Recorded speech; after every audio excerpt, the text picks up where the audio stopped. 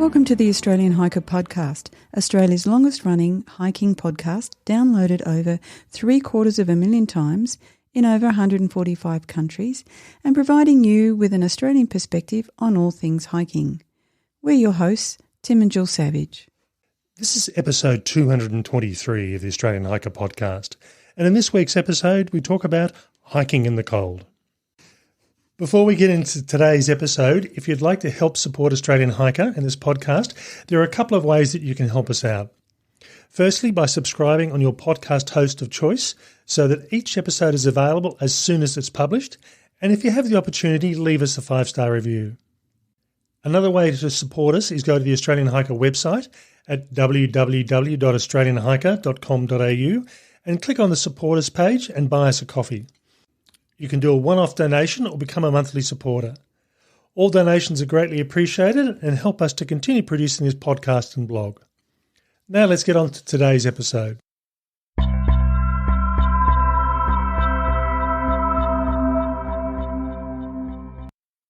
Now for me, this episode is a bit of a weird one. I've realised that I'd gone through and talked about hiking in the heat a number of years ago, but hadn't really done the reverse of hiking in the cold. The last few episodes that I've gone through and done in this podcast are related to the East Gippsland Rail Trail, and in many respects this podcast also relates to that trail as well, because it made me realise that had I not been prepared for this hike, I would have definitely been very cold and potentially even hypothermic. So in this week's episode, we're going to be talking about hiking in the cold and considerations that we need to take into account. We hope you enjoy. Now, first up, what is cold? And this might seem obvious to a lot of people, but there's really no such thing as a standard variation or a standard measurement for cold. And I use as an example here, I live and work in Canberra.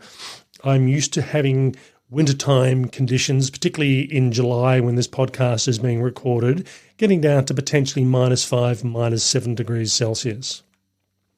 I also work with a group of people that work in Central Australia, and I know for a fact that when it gets down to 20 degrees, they've got their jumpers and their coats on, because for them, they're feeling the cold. Yes, and I live and work in Canberra, and I also endure those cold temperatures, and I get really, really, really cold. And so when I'm rugged up, Tim isn't rugged up. So it is one of those strange things. As Jill mentioned, it's not unusual for me to be going to work, not so much in July, but certainly in April and even early May, wearing just a short sleeve shirt, and I'll wear a short sleeve shirt through much of the day. And I'm sitting outside having a coffee in a short sleeve shirt, and they've all got their fleece jackets and down jackets on. And I've got the heater under my desk running full bore. So the whole concept of cold really is a very unique one. And certainly as we go through and talk about this, while the prevention and considerations are pretty much the same for everybody, how we interpret those or how we enact those is going to be very unique. Things that will impact on cold tend to be everyone's individual tolerances, and that certainly is going to vary. And I'll make a comment here which is not intended to be a sexist comment, but women do feel the cold more so than men do. It's just a physiological fact of life that in almost all cases women will feel colder than men do. And you've only got to look at the sleeping bag ratings where they'll either have a men's or women's rating, or the ratings will be aimed at men and women based purely on the testing, the international testing, with the realisation that women do feel the cold a bit more. Yeah, and I have felt the cold for most of my life really, really badly, probably less so at the moment, but that's probably got something to do with something else. The next impact on perception of cold is the actual temperature itself. So certainly for most people, if you say it's 25 degrees, most people won't say they're cold. And certainly if you say it's -5 degrees, most people say it will. But somewhere in between there is a temperature that people individually determine whether they feel the cold or not. And that's going to be, as I said, something a very individual and very personal thing. From there, we go to apparent temperature. And we've talked about apparent temperature in the past in previous episodes and previous articles. And this is the temperature equivalent perceived by us as humans, caused by the combined effects of air temperature, relative humidity, and wind speed. I am quite happy to be up in the snowfield, and in a lot of cases, I don't really mind the really cold conditions, because typically, even though it might be snowing, it just doesn't tend to feel as cold as it can do in other conditions. So when you're down in a Sydney or Melbourne or Canberra, and there's this strong wind blowing and it's bitterly cold and the air's really moist, that's for me when I often tend to feel the cold a bit more, and that's the apparent temperature. I did wonder how cold we were in the past before we knew about apparent temperature, but now everybody's got a weather app on their phone, and the first thing that they look at is not necessarily the actual temperature but the apparent temperature, and then they decide if they're cold or hot. On my recent trip on the East Gippsland Rail Trail, the temperatures during the daytime were typically up to around about 12 degrees maximum, but I was getting apparent temperatures down close to zero for a lot of the time that I was travelling. It was not unexpected, but certainly it was something that I hadn't really thought about prior to coming into the trip. So apparent temperature can make a big difference to what you actually feel in relation to cold. And last but not least, your layering system.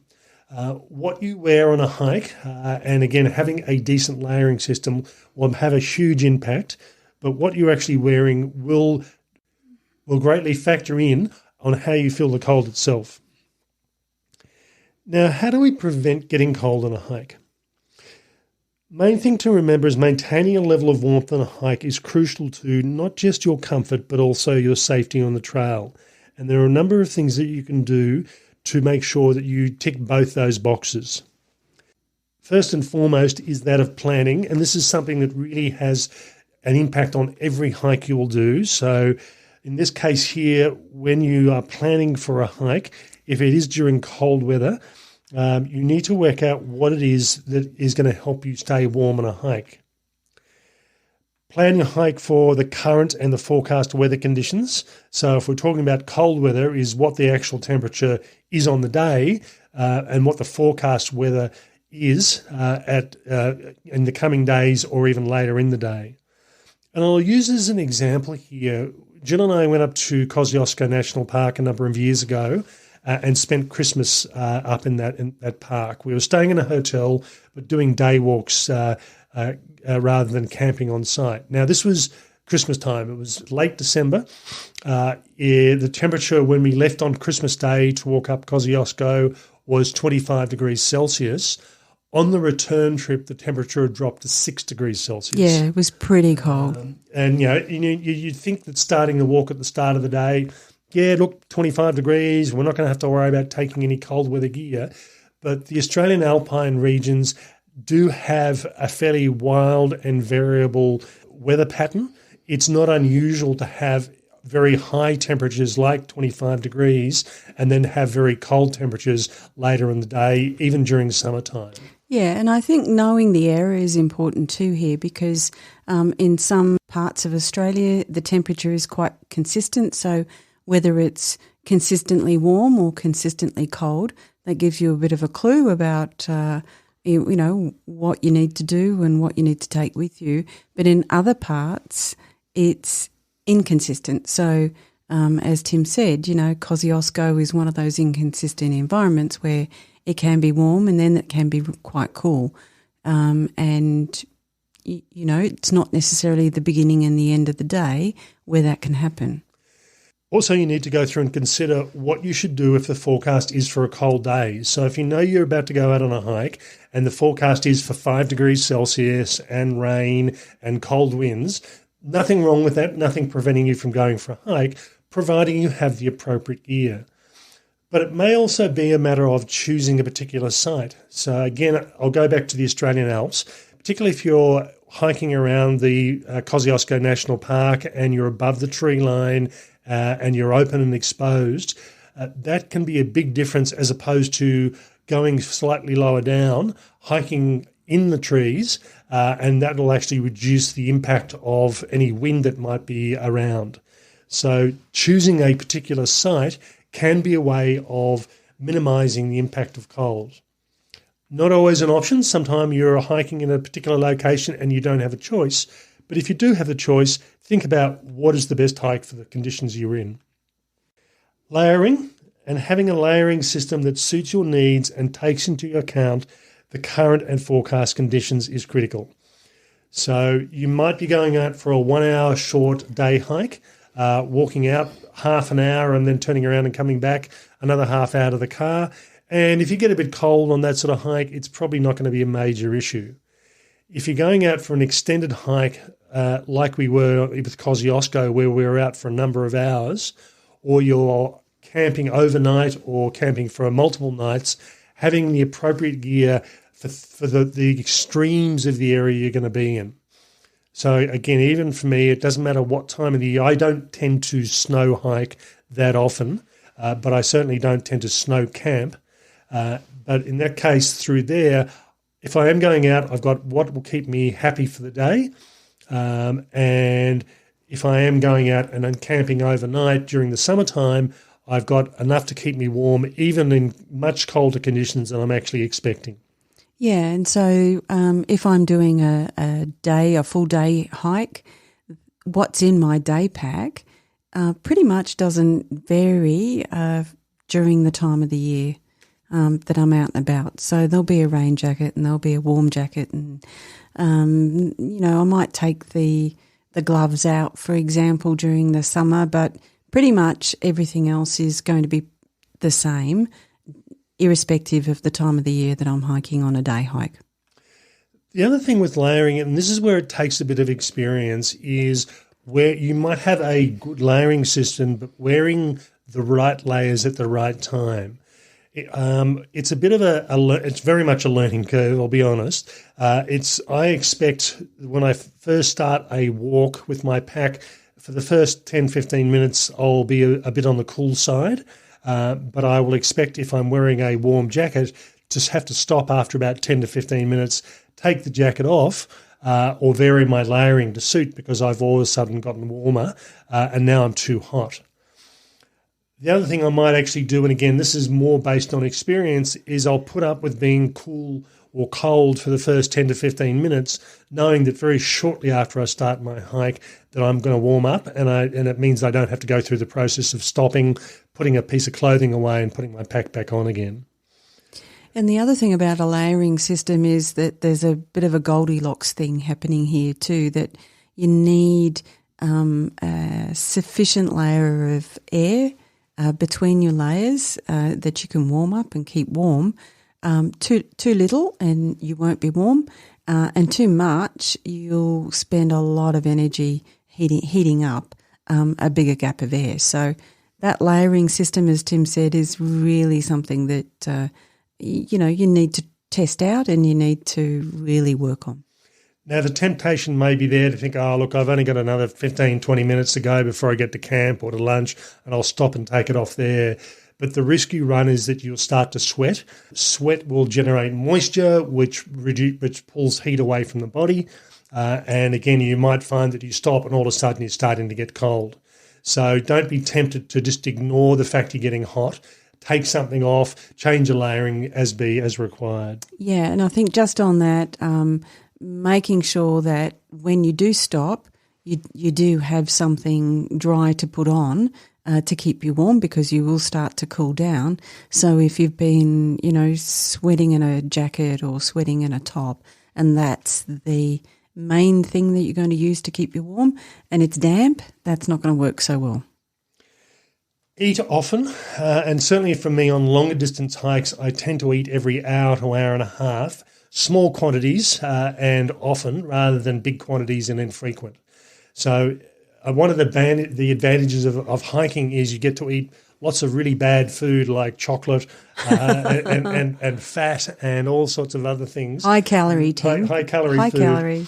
That gives you the energy, but also helps to keep you warm as well. So rather than having a big meal and one big meal and nothing else, have a number of smaller snacks that you can graze on through the daytime. Yeah, and I think if you are camping overnight and it is in cold or cooler weather, then you also need to be thinking about having something warm to eat that will keep your energy up during the night as well. And I think in the case of food, one of the things that you look at when you're talking about ultralight hiking, which is hiking with as small a weight as you can get away with, people will often skip carrying a stove and have cold soaked meals at the end of the day. But for me, this is a luxury that I don't see as a luxury and something that I will always have. I love having a hot meal at the end of the day. It just tends to re-warm me and get me going and helps me sleep for the night. Maintaining your fluids. Now, it may seem a bit counterintuitive here. From my perspective, my recommendation, it tends to be 1 litre of water for every 10 kilometres, or if it's over about 25 degrees Celsius, so during the hotter months of the year, 1 litre of water for every hour of travelling. I certainly don't drink those sort of quantities when it's very cold or during wintertime, but the temptation when it is cold is to think you don't need to drink. But you still need to drink water and or hot drinks at some point during the daytime. And the temptation, as I said, is to not think about it. But by not drinking, that can also have an impact on you feeling cold as well. As we've already discussed, checking the weather is part of the planning process. And I'll use here as an opposite example of what I've been talking about. So Larapinta Trail, which we walked in 2016, the maximum temperature we had was around about 32 degrees Celsius. The minimum temperature we had was 0 degrees Celsius. And 2 weeks prior to that, the minimum temperature was around about -4. So it's not unusual in the desert environments to get the extremes on the space of one day. So again, check the weather conditions, check what's going on, and minimise what you're going to be going through and doing to keep yourself warm and make sure you have the appropriate equipment. Yeah, and there were some really interesting photos from that trip where, one moment we were rugged up and the next moment you could see, I didn't get burnt, but you could see that I developed a really good tan. I was very, very brown. From there, keep moving. And now you don't have to walk big distances or walk fast, but even by maintaining a steady pace will keep you warm. If you walk, then stop for long periods, walk, then stop for long periods, you're getting hot, then cold, having to take your gear off. Maintaining a steady pace through the day makes things much easier and keeps you warmer. And last but not least, particularly on longer hikes or overnight hikes, keep your gear dry. If you've got to get into your tent at the end of the day, you want to make sure you've got a dry sleeping bag and something warm to sleep in. So if you've ended up getting wet gear because your pack's saturated through, so look at things like pack covers and pack liners that are all going to help keep you warm and toasty, particularly in the colder months. Now, what do you do in case you do get cold? And this, in all honesty, this is something that's going to happen to all hikers at some stage. But it's a difference between the degree of cold that you end up getting. Getting cold in itself is not so much an issue. Becoming hypothermic can become life-threatening. And there's really what it comes down to is the degree of coldness. And this is where I come back to discussing the East Gippsland Rail Trail. And this was the whole reason for me doing this podcast and article. I had 4 days of rain for not every day, but I had good amounts of rain. And even when I didn't have rain on day 2, where it was a really sunny day, it wasn't particularly warm. I think it probably, if it was lucky, it got to around about 10 or 11 degrees. So it gave me consideration to think that had I have not come prepared for this, it would have been so easy to get not just cold, but become hypothermic on these sort of trips. And I think the snow is what we often tend to worry about. When we go to the snow, we always think about rugging up.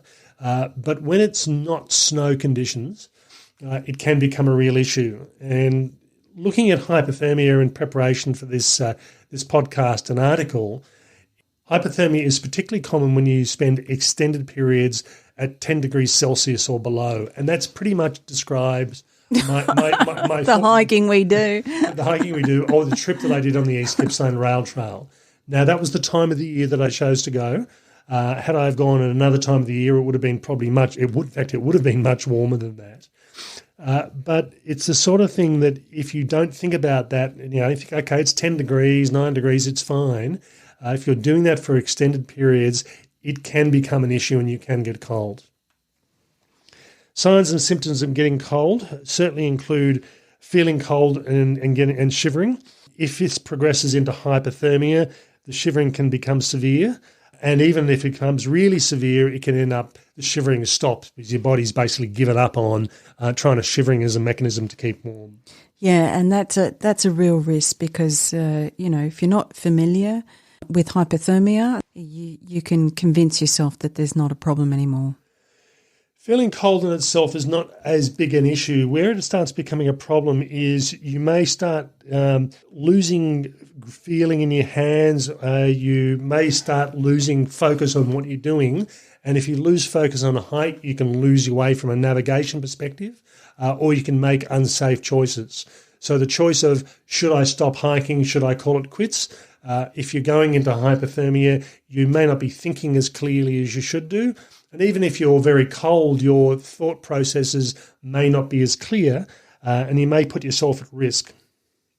If you are planning on going into very cold conditions, apart from having a good layering system and managing it in that respect, ultimately what it comes down to, the ability to make clear-headed decisions and to think straight becomes diminished as you get colder, and the colder you become, the more these decision-making processes become impaired.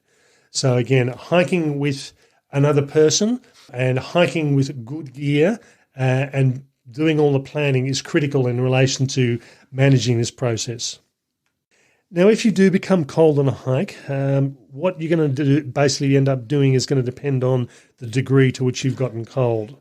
And the most obvious one is to reduce any further heat loss. And that means removing yourself from the cause of cold. It might be that you haven't got enough layering on, so you might need to put a jacket or change your layering. It may be removing any wet clothing you've got, so if it is wet as well as cold, you might have been drenched, so you might have to take some of that clothing off. If you're hiking over multiple days, it may be a matter of setting up your tent and getting into your sleeping bag is a good option, even if you hadn't planned on it. There's nothing wrong with saying, well, okay, I planned on walking until 4 o'clock. It's only 2 o'clock. I'm feeling extremely cold. I'm just not enjoying myself. I'll set up the tent. And it might be that you set up the tent for a couple of hours, get into your sleeping bag, pack everything back up again and continue for another couple of hours before you set up for the night. But certainly it's something to consider rather than just assuming that you'll keep on going because that's what you'd planned on doing. Snuggling up to a partner if you've got one. Body heat is certainly a good way of warming back up again. Well, it depends on who you're hiking with. And if you're hiking with a buddy rather than a partner, you might have to ask them first.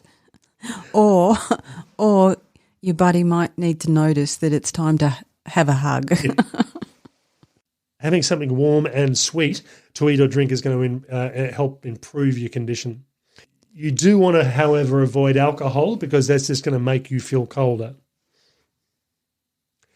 One thing I would advise here is, particularly if you're doing more remote hikes and more serious hikes over longer periods or more remote areas, make sure you've done some remote area first aid and you're able to recognise the signs of hypothermia and know what to do about them. And if you're hiking with a buddy, that they also know that as well, because potentially you might be the person impacted. Yeah, and I think just on that, I think given the normal travel that people do, the fact that we have families and accidents happen and all of those sorts of things that are just part of life, first aid training is an essential for everybody, I think.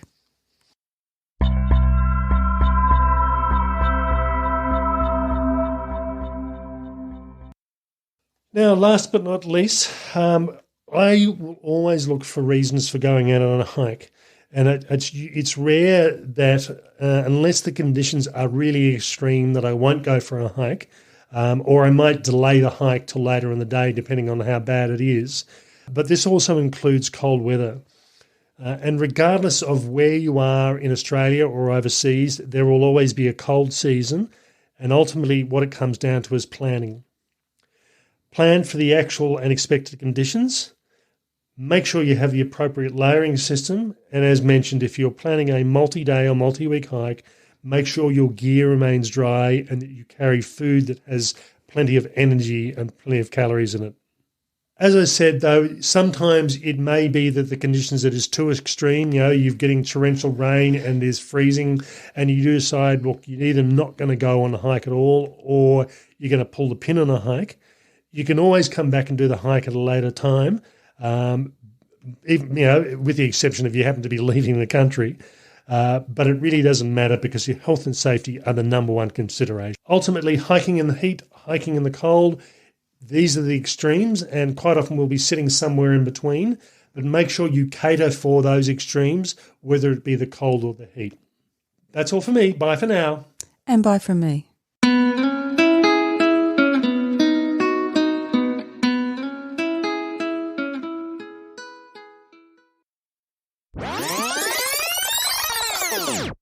It's I'm sitting in the shorts, and I'm shitting. Shitting. Don't shit. And I'm sitting in the